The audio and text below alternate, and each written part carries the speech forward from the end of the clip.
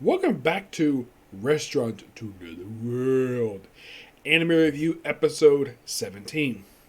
This will give my final thoughts on pretty much for the first two seasons of the show for Restaurant to the World. An absolute really good series. And who would have thunk, though, that a series about food would make me so interested in watch it? And throughout these reviews, I have been discussing any type of particular food I have particularly eaten that's been shown in the series. I'd say, of all the foods that they've shown up on this series, I'd say a good 10% of the food I personally have never tried before. Like, for example, mocha chocolate parfait.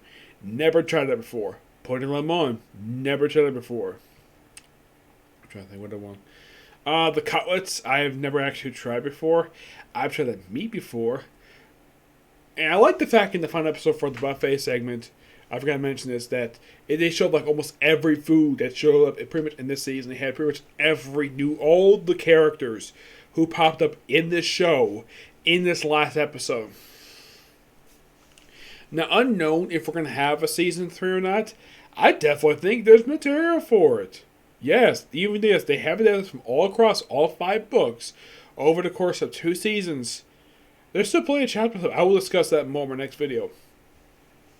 Now, when I initially started watching this series, when I finally start watching the very first episodes of the series back in late October, the current season, which just ended today, had aired 4 episodes so far. And I managed to catch up with the series pretty quickly. Yes, over the course of a few days, I was able to catch up this series in just a few days. Yes, and then starting with episode 17, which was the 5th episode this season, that was the first episode I watched when it first came out. Not bench watching like before. Now, the first season I watched entirely all dubbed. Now, in case you're curious, though, am I watching the current season dubbed? Yes, I have only watched the first 2 episodes that released dubbed. Excuse me.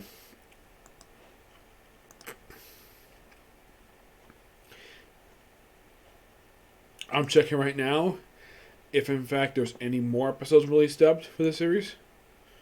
Let me find out. I gotta log in first because Clinic Browse History signs you of everything.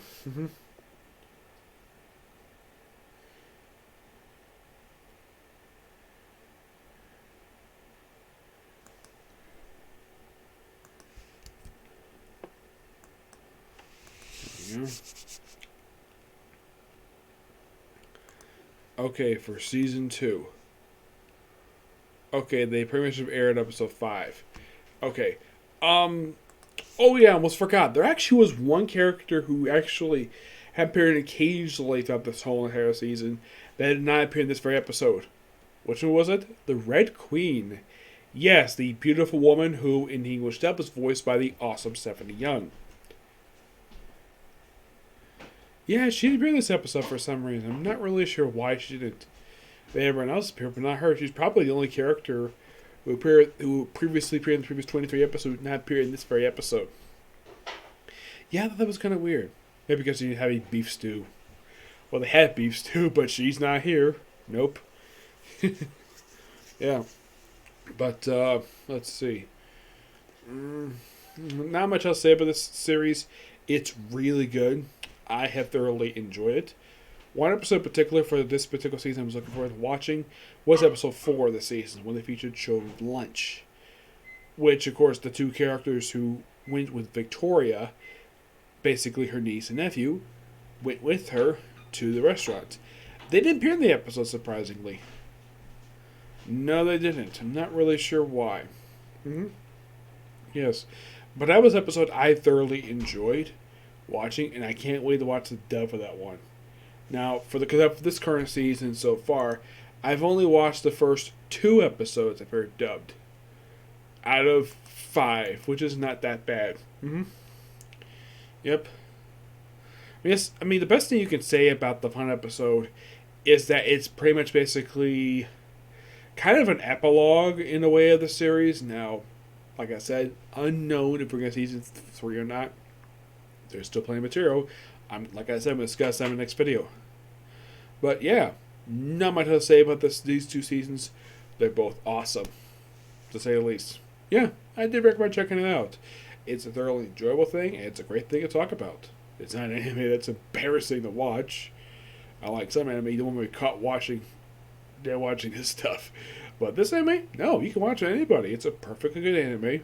No swearing, no violence, no adult content. It's just people enjoying food. How is this not an anime interesting to watch for families? That's my opinion anyways, okay? So yeah, that's it for this review.